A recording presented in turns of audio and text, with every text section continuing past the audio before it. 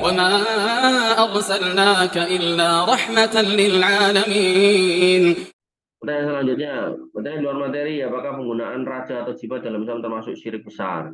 Syirik kecil ya, kalau raja atau jimat termasuk syirik kecil, tidak mengeluarkan dia dari Islam, hanya saja itu sesirik-siriknya, sekecil-kecilnya syirik itu ya dosa besar gitu kan. Maka sebaiknya tidak digunakan yang namanya raja atau jimat. Para ulama berselisih pendapat tentang penggunaan ayat Al-Quran sebagai raja atau jimat. Saya lebih berpendapat atau lebih condong kepada mereka yang kemudian melarang. Karena yang namanya Al-Quran itu untuk dibaca, untuk dipahami, untuk dipelajari, untuk diamalkan, bukan untuk dijadikan jimat dan gantungan-gantungan. Jadikan gantungan di leher, akhirnya dia masuk kamar mandi, gitu kan? Ya, salah lagi kan. Ada yang ditulis di ikat pinggang, gitu kan? Akhirnya dia masuk toilet buat kencing, gitu kan? Salah lagi. Pas kencing, dia kencingnya sambil berdiri, nyiprat-nyiprat, kena ikat pinggangnya. Ada yang ditaruh di senjata tajam, gitu kan? Nah, senjata tajamnya kalau udah selesai, di apa namanya harus diungkal gitu kan, diungkal, ungkalnya kena darah, kena macam-macam, kan salah lagi kan. Maka yang paling aman ya tetap ya toh bahwasanya yang namanya ayat itu digunakan tidak untuk jimat tapi kemudian dipelajari, dibaca, dipahami, diamalkan, karena tujuan dari Al-Quran itu kan. Dan telah mengatakan tarok tufikum amro ini dan tadilu mata masaktum bima abadan kita Allah wa sunnati. Aku tinggalkan dua hal yang kalau kamu pegang, bimana kamu amalkan, kamu pelajari, kamu nggak akan sesat selamanya.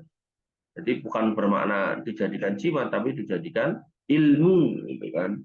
Ya, dikatakan dalam hadis yang lain, al ulama warasatul anbiya, ulama itu pewaris para nabi.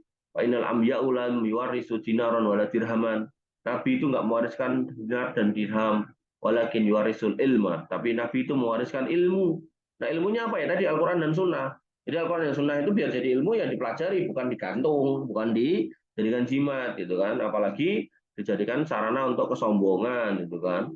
Mentang-mentang udah dapat jimat dari gurunya, dia merasa paling hebat, paling ganteng, paling kuat, gitu kan. Jadi dia menganiaya orang lain, gitu kan. Ingat, dosa yang mengeluarkan syaitan dari surga itu bukan karena dia mabuk, bukan karena dia berzina, bukan karena dia bunuh temannya atau setan sama setan, tapi karena dia sombong, karena nggak mau sujud kepada Nabi ada. Nah, orang-orang yang pakai jimat rata-rata kemeletes, kemaki, gitu kan. Rata-rata sok bagus, sok hebat, gitu kan. Maka itu masuk dalam wilayah kesombongan. Allah Ta'ala.